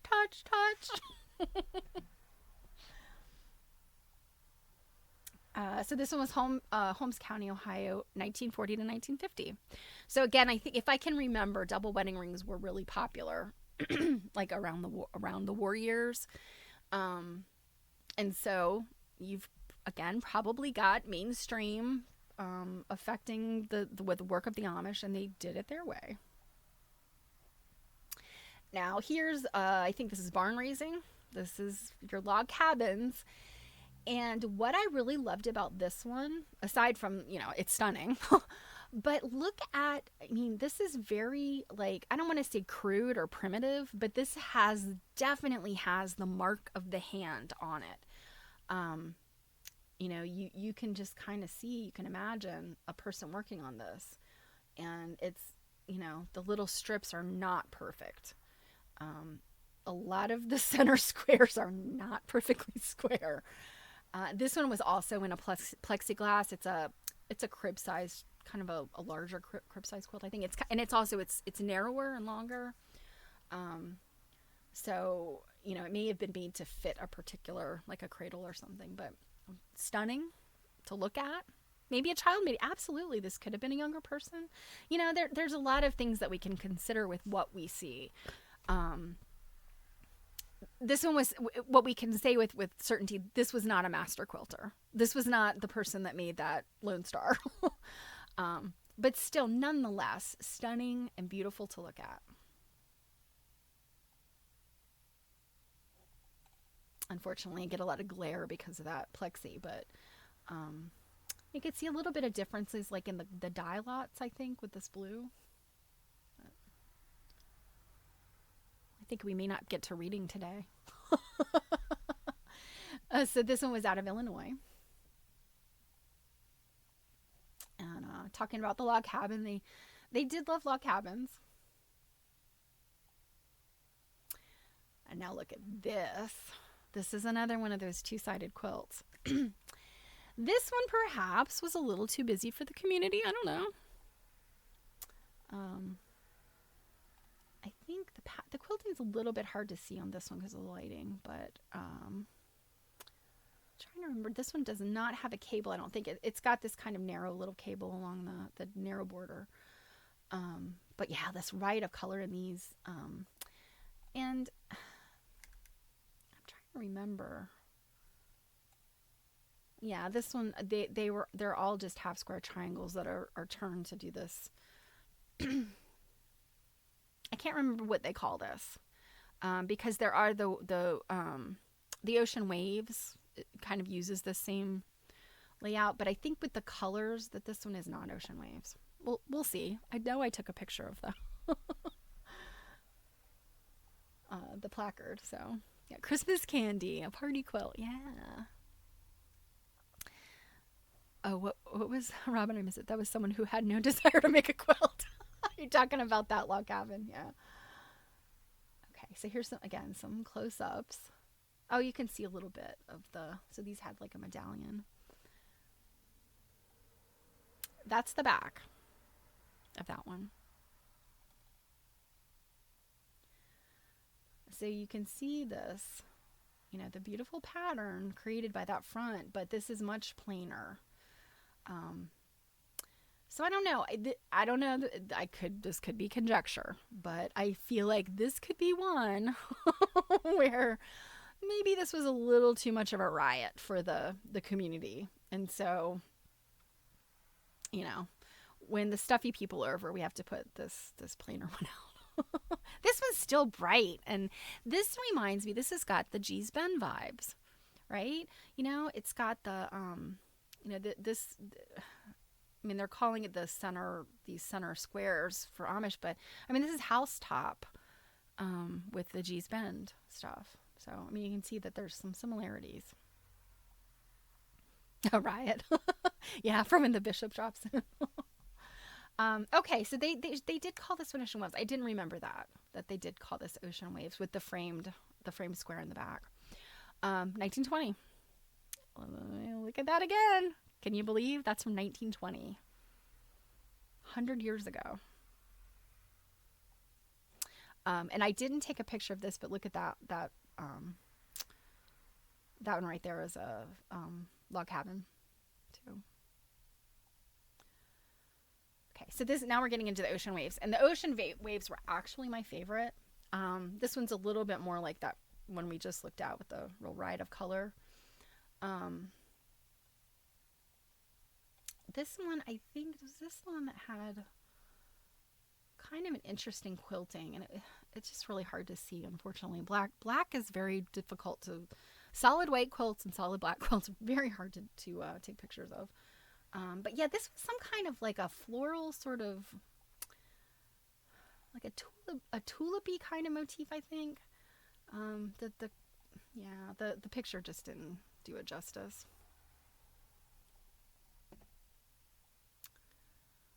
Oh, this one's a little bit better, but maybe not with the quilting. So this was 1917, also out of Ohio. Now this, oh my gosh, I love this. This one, I actually heard a couple of people that were there, in the gallery. They were obviously not quilt people. They were, just there to appreciate.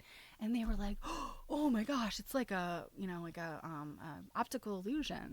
And it kind of is. You've got these gray blocks like really pop out of the design. But for me, from a distance, this takes on that almost like plaid look to me when you're like way back from it. But up close, the colors are, they're just these paler colors. And I almost think in some places, like right here, I'm not sure if that was like a cream colored fabric or if it's a fugitive dye. I'm not sure. I suspect that maybe these greens, they have maybe faded to this kind of tannish olive, that they might have been brighter. But this pink, it's almost like an orchid, like sort of lavender pink. Oh, just stunning. I just loved this one. Oh, you can see. Please do not touch the quilt. This one's my second favorite. You're getting ready to see my favorite. This one ended up a little bit blurry. So this was another Ohio one, ocean waves. I think that I think the Ohio folks like the ocean waves. They weren't near the ocean, so 1926. This is my favorite, and I feel like my photograph did not do it justice for how wonky this quilt is. This quilt is very lopsided. And I think it's just a matter of sometimes blocks grow when you've got a lot of tiny pieces. I think in no way does this wonkiness take away from it. So I'm straight on. And I know it looks like I'm kind of taking a picture like a little bit above so that, sometimes if you are too low or too high, but I am straight on. So this quilt is narrower on the bottom than it is on the top. It's not by much, but it's enough that it's pretty obvious when you're standing in front of it. But yeah, just stunning. And, again, you've got a green block here that was probably a different dye lot, whatever, or maybe it just faded more than these other three. This like orchidy pinky purple or lavender. I love that color because it's not exactly pink. It's not exactly purple. And then these scalloped edges. Yeah, quiltish. It is probably it's happened because of those, all of those, bias edges, when you're working with triangles, but, just the movement in this quilt is so beautiful. Thistle. That's a nice name for that color. Yeah. With the little flower on the thistle is kind of that color. But yeah. Now there was a crowd of people around this one, so I wasn't able to get up close and get a picture, I don't think, of the scallops. I think this is about as close as I got. But yeah, you can see it's got that triple chain around the edge, and then you've got like more of a ropey chain in these smaller borders. Just really stunning. So this one actually had an attribution, Clarabeachy, 1940, Ohio. Oh, and this one was blurry too. But yeah, it seems like the Ohio quilters love that ocean waves. Okay. This is another one of the center medallions. This one, of course, it's the Sunshine and Shadow or Trip Around the World, but they've cut it, or they pieced it to be like this, but it almost looks like it's been cut out of another quilt and then put in here. And what I liked the most about this one was this feather. It's almost like a feather chain. It's not really a chain because you can see the ends of this curlicues, but the way that these feathers undulate, I would love to know how they marked this. Clearly they have some type of pattern that is maybe like just, I don't know, is it just this one curlicue and then the way they flip it and, flip it over? And I'm not sure. I sat in front of it for a while, kind of tracing the patterns and, trying to put together how, like, where was the template? Like, where did the template end? And, and how they used it. But also just this center portion is just really, really striking too. Oh, and this one had fun quilting. Like you've got this like tulip kind of thing in these little corners, and then you got these little stars. And now I'm drawing a blank, but I'm going to guess this one is probably Lancaster or Pennsylvania somewhere, because these kind of things are like the Pennsylvania Dutch influence. Now I could be wrong. I'm probably going to be wrong. But yeah, just stunning. Oh, and it's that chain that's been like superimposed on itself so that it, it causes that cross sort of in the middle. I got up close with those little star. Okay. It is Lancaster. 1930. So yeah, but definitely got that Pennsylvania Dutch influence on it. So the center diamond is interesting, and I will read this to you, especially because I got it really blurry. So the center diamond, or Hans Duke Eck, Halsduk-Ek. I'm probably pronouncing that very wrong. um, but the center diamond is the quintessential Lancaster County Amish quilt pattern. It features a large framed square set on point or tipped to sit as a diamond, situated within a surrounding framed square. The central diamond resembles the large squares of cloth that women pinned to the bodices of the cape dresses they wore. Noting this, Lancaster Amish women have called this pattern cape, or in Pennsylvania German, Halsduk-Ek. Druid, if you're around, please correct my pronunciation. I know I'm pronouncing it wrong. But what this translates to is neck through corner. Although it may be merely coincidence, the diamond within a square also bears a resemblance to a design found on the cover of the Osbund, the Amish hymnal. Center diamond tops have simple piecing with long seams stitched on treadle sewing machines, which were common in Amish homes by the early 20th century. But marking the elaborately symmetrical designs for the quilting stitches, such as the stars and wreaths in the central diamond or the plumes of feathers in the borders, was a specialized skill. So that marking was, yeah, you're as close as I am. All right.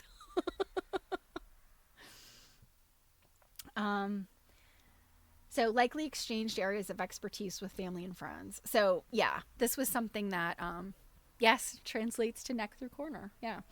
And this was another one where like they're getting into the fact that some women, they were happy to mark a quilt, but they didn't want to quilt, or they didn't want to piece, or the women who liked piecing, but you know, we're probably garbage at marking. So somebody else did the marking.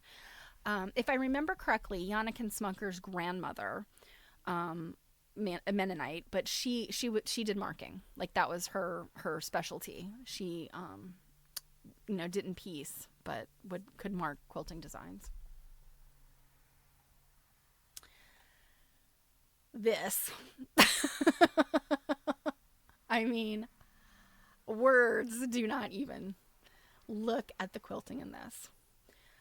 You've got this grape border thing going on in this hot pink border. You've got the really swirly curly Q feathers. You've got this incredible medallion in the center. You've got the star. I mean, whoa. Marking is as close to any part of art. Well, and that's the thing. I mean, not everybody has the same skills. And I think that, I don't think I'm a great quilter. I mean, I feel like my machine quilting is garbage and my hand quilting is close to it. I like to piece. I like to applique. I just, and yeah, you contribute where you can. Absolutely. And, you like quilts, right? Maybe you're not good at all the parts, but you can contribute to the parts you're good at. This was another one that kind of had this like darkening on it. And I don't know what that is. I don't know what that comes from. I don't know if that's from use or storage or display or what. Although I don't think this quilt has been used. I mean, look at that. Look at that. And I walked up to this one again after I'd walked up to a dozen quilts going, oh, this must be new. I walked up to this one going, really? This has got to be new. Nope, 1910. And this one is attributed to Rebecca Zook of Lancaster County, and she is a kind of a famous Amish quilter that, her name is known. And just very, very, master quilter, right? So this was the other side of the gallery. So first I was standing on the one side, and now I'm standing on this other side. And you can see, again, how just simply and beautifully these are displayed. And this was what you see when you walk in. So this was the primary quilt. It's a broken star. This is the one where, polished cottons that have been, turned.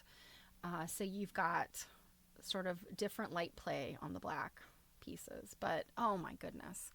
I mean, stand back from this thing and it's phenomenal. I'm not done yet. I think we're not going to get to the Lady of Goatees today because I think, yeah, somehow I should have known this would take me 2 hours. So since we're not going to get to the reading, I will read you this. The pattern and paradox piece I think was really interesting. So, pattern. People have patterns, quilts have patterns. Patterns go beyond the way something looks. They encompass traditions, practices, rituals, and habits. For both the Amish and their bed covers, patterns and preferences have changed over time.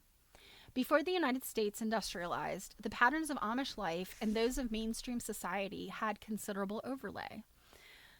It's mid-August. Lady of Goatees is on vacation. Yes, yes. Sarah and Louie, they're on their mid-August vacation. Technological advances spurred schisms within the Amish church as well.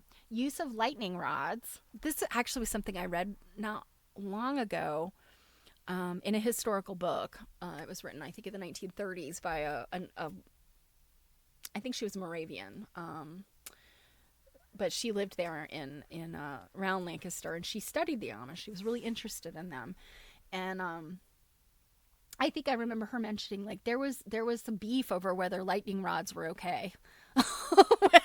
Like, well, keeping your barn from burning down would probably be good. But they were looking at that as like automation or modernization. So use of lightning rods, telephones, and automatic milking machines all contributed to the splintering of Amish into separate communities, each with different restrictions and behavior patterns. Quilt patterns reflect the choices of the individuals who select, explore, and alter them. Favored patterns then mirror the preferences of a particular community, such as a given settlement or extended family network. Between 1880 and the end of the 1940s, when the quilts and pattern and paradox were made, no specific guidelines, spiritual, cultural, or stylistic, governed their patterns or colors, so Amish women explored an uncharted territory. The probing of aesthetic boundaries varied widely from community to community, but quilt makers ultimately established the standards and patterns that became prevalent within their various localities. Some preferred simple fabric patterns with large areas of fine stitching, while others gravitated toward elaborate patchwork and bold color design with stitches you can barely see. The repeated adaptation of quilt patterns over time has resulted in an infinite array of results, from the widely recognized to the utterly original. So I love that. And then paradox, which I was so annoyed. And this is where I'm probably a bad museum. I'm a bad exhibit, like, attender, because I'm, like, waiting patiently for this lady to get out of the way so that I can read this and take a picture of it. And she saw me. She saw me there with my phone, just waiting. Instead, she turns around and instead of walking away, she summons one of the guards over to tell him something. And I couldn't really hear everything she said, but I was just like... So I didn't get the best picture of paradox. So let me read paradox to you. Amish quilts present a particular quandary for art museums and audiences.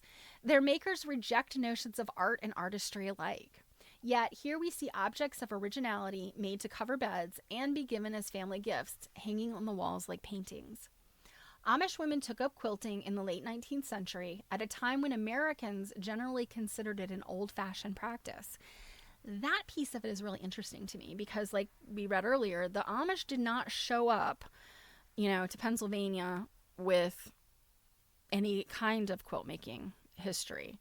And even the Pennsylvania Dutch, any of the people that fled, emigrated from Germany or the German-speaking areas, they didn't necessarily, Europe just didn't necessarily have, there were certain aspects of decorative sewing, but they didn't have this as a tradition, piecework, patchwork.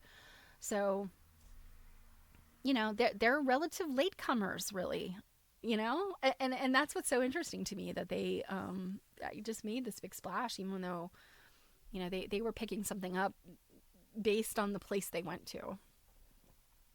So making the practice their own, they push cultural limitations by innovating, sometimes creating unconventional, even wild, designs within a community that values modesty and adherence to rules.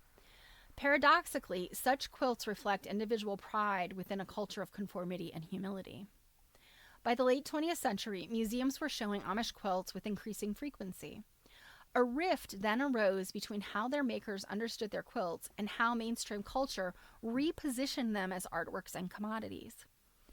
As audiences embraced the striking colors and inventive patterning of Amish quilts, the Amish themselves were again, paradoxically, uneasy about possessing museum-worthy, valuable artworks. Consequently, Amish families began to divest themselves of the quilts that had captivated the art world and American consumer culture alike. Some Amish women kept making quilts, while others preferred to purchase their family's bedding.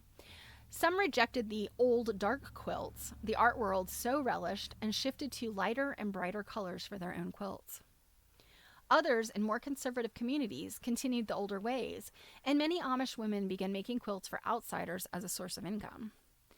Although vintage quilts remain among the most recognized manifestations of Amish culture, they represent the historical, localized trends of only a finite period from a living and changing culture. So that, I think, is really interesting to think about. You know, like the heyday of these quilts was very narrow. Even though some Amish communities still have quilts that they make, they often aren't quilts like this. I think that was another interesting thing to learn from this. Okay, this quilt, this was the one where I was like, this quilt is absolutely a newish quilt, because, and this picture does not do it justice, this pink right here is so neon pink, so vibrant. And I mean, you guys, if you've never noticed, I'm a pink person. I love pink. I love neon, like blinding, make your eyeballs bleed pink. And second, maybe orange, like neon orange, but neon pink. And so this sucked me right in, and I was like, there is no way. These have got to be the synthetics, because Amish did pick up. I mean, they are not, I mean, I think even today they don't care much about, you know, keeping to natural products. They, you know, natural substrates and textiles. They have no problem with like poly cotton. And this, I was like, this has got to be a poly cotton from the 60s or 70s. And it's not. Spoiler alert. This is from 1930, circa, out of Lancaster. There are initials on it, although I can never find them. And it's a double 9 patch of cotton and wool. So I'm sure it's probably in the quilting, or it's on the back of the quilt. I'm not sure. But yeah, like 1930. And how does this stuff stay so bright and vivid? I mean, obviously it's from not washing these quilts, not putting them through like the scrubbing and the airing and all that. You know, and I do know that they hung quilts on their, you know, they hung quilts out, but this one had to have been one that just didn't get like sunlight exposure. And, you know, I'm, you know, gobsmacked. Yeah, I had to go back to it and take another picture of these colors. I mean, even that green is really, and I think the green is wool. Yeah, it's just so vibrant. And also the quilting in it is really pretty. Okay, this one. So this is just another 9 patch. They're uneven. Sometimes this is called puts in the corner, because you've got the 4 patch in the middle, and then you've got these pieces around it. And so these corner pieces are considered, you know, the puss in the corner.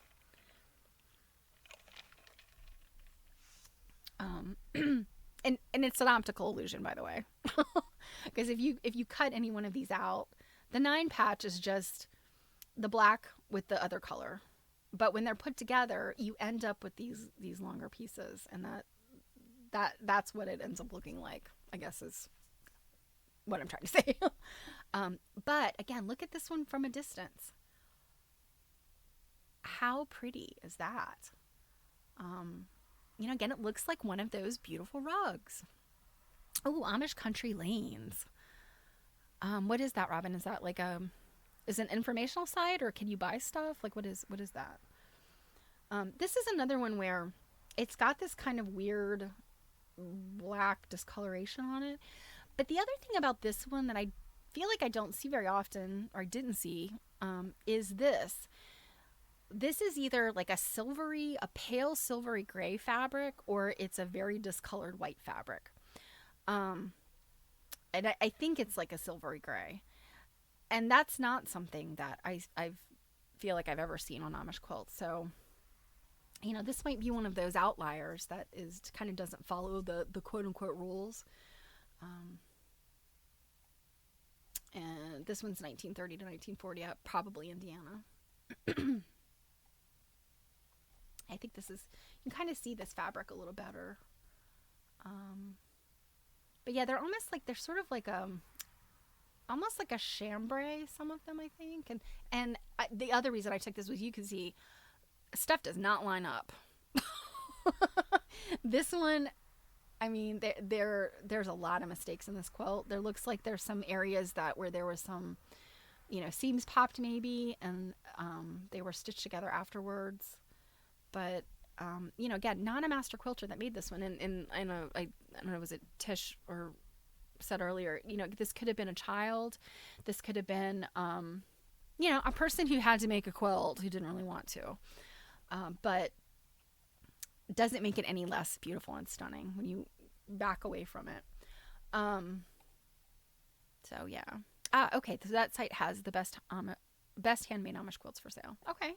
I'll have to check that out. There's a Senmanitsu. I will definitely look at that. Okay, so the final group of quilts are the tumbling block quilts. And, you guys, tumbling blocks. But, it's this optical illusion is so wonderful because depending on how you put them, what you see, the way it pops out, is it concave, is it convex? And this one they're turned on the side. So, you have like, is this the black top of that one? Is it the black top of that? Tumbling blocks are like, log cabins to me. Depending on the colors and how you orient them, you get a lot of this like really cool movement and light and dark play. So this is one. This one is circa 1930, Holmes County, Ohio. And, if you're seeing a pattern with the Ohio quilters, I feel like tumbling blocks, ocean waves, these are the things that are smaller, more intricate piecing versus the big bars and the big framed squares. This one is a very, very common layout and color scheme for the tumbling blocks. You've got the darker colors that are facing, and then the steps up are, these lighter colors, and so you've got this very, very striking look. It's kind of a, it goes up to a point. And I did not know until yesterday what this setting is called. Do you guys know? Have you heard what this setting is called? I'll give you a second. I'll go back to this one and say how different this looks. This one to me has got this kind of, this flip-floppy down, whereas this other one has got this climbing up sort of look. This setting is called Stairway to Heaven Variation. So, look, shout out to Zeppelin. I'm sure that's what the Amish were thinking. But, you can see that, of people with a religious mindset would say, like, oh, Stairway to Heaven. You ascend to this point. So I thought that was interesting. And then this one. I think this is quintessential. Just the three colors. This one I think had some pretty precise piecing. And then the quilting is actually a little bit plainer on this one. The quilting itself is just these diagonal lines in the border. And then I want to say it's like, not stitch in the ditch, but like that offset little outline. the inner outline of each of the blocks, or each piece of the blocks. So definitely different looking. Yeah. And absolutely, Robin, yeah, you've got like the way the interplay between all the colors works with these. They look so different. And, same thing I feel about log cabin quilts. Now, log cabin quilts are a little bit more simple. These are a little bit more difficult to piece, whether you're hand piecing or machine piecing. I did take a class in piecing tumbling blocks on a machine. It's not as hard as it looks. It's a Y seam. You have to mark your seam. So that. Oh, wait. This one is 1940 to 1950, Holmes County, Ohio. And then this was just another picture of the blocks. These are I think this is the Puss in the Corner variation again. You've got the big block in the middle, and you got the little corner ones. Whereas in that other one, this was like the 4 patch and then the 9 patch. And it's the way that the colors come together. I think sometimes the way that these look.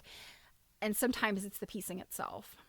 So in this one, it's the piecing itself. You've got the big block in the middle, and then these other ones are unequal in size and shape.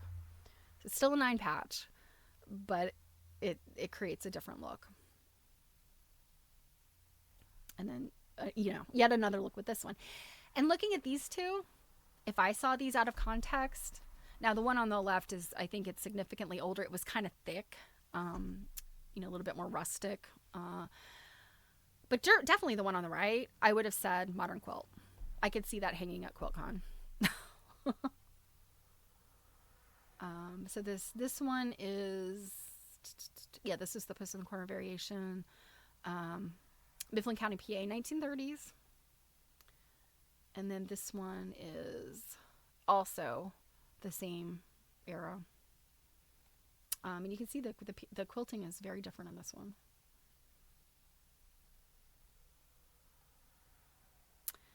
Yep, so patch variations. I won't read that one. And that is it. So, what do you guys think?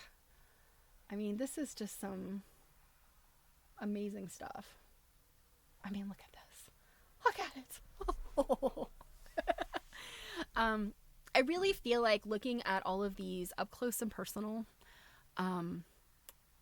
it kind of gave me a new education in Amish quilts. And by no means did I think I knew, I knew going in. I'm not any kind of expert on Amish quilts. But I think it really, really informed me that I don't know what I don't know about Amish quilts. And it really kind of opened my eyes to other aspects of Amish quilts that, makes them a little bit more interesting. Not to say that they're not interesting, but again, I think, as the quilt consuming public have been inadvertently tricked into thinking that Amish quilts are one particular thing or just a couple of particular things.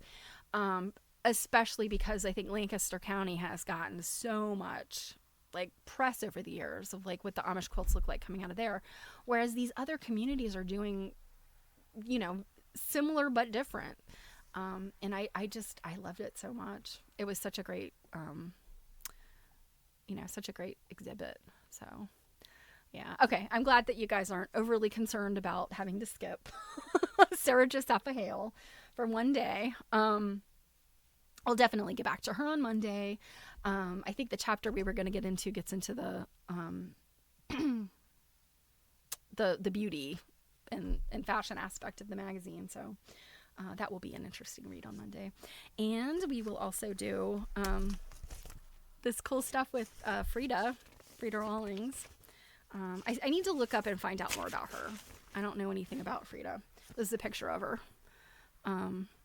So she was an older woman, in the early 70s when she was writing this stuff. So, we could assume she's long gone, but I'll have to do a little bit of quick research to find out more about her. And, if I could find out details about her business, because I think that was the really interesting thing about her that I realized, after I read that little article and then realizing that she had this series. So we'll get into that next time.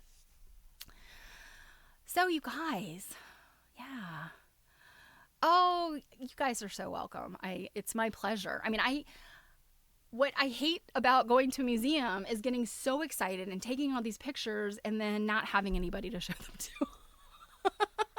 Or, you've got one person in your life that appreciates this stuff, so you end up like just spamming them with pictures, or you're like, okay, I'll download them all and then you can, or I'll upload them all and then you can look at them that way. To be able to share them with an entire group of people that are my people, is fun and exciting, because I know you guys will see the same things I do, but you'll also see different things, and you'll put even more stuff in my head to think about. So, yeah, this is fun. So, happy Friday Eve. I hope you've got something wonderful planned for the weekend. I am finishing up my presentations for seminar, AQSG seminar. I am also packing up my things because I don't know if I told you guys, I have storage space now for my quilts. So they're not going to be scattered all over the place in danger of cat damage and just, not being taken care of. They're going to be in a climate controlled place. So tomorrow I have to start schlepping stuff. So that's what my weekend looks like. As always, you guys, thank you so much for being here. I'm so happy I could share these things with you. I couldn't do it without you. So love you bunches. Have a great weekend, and I will see you on Monday. Mwah!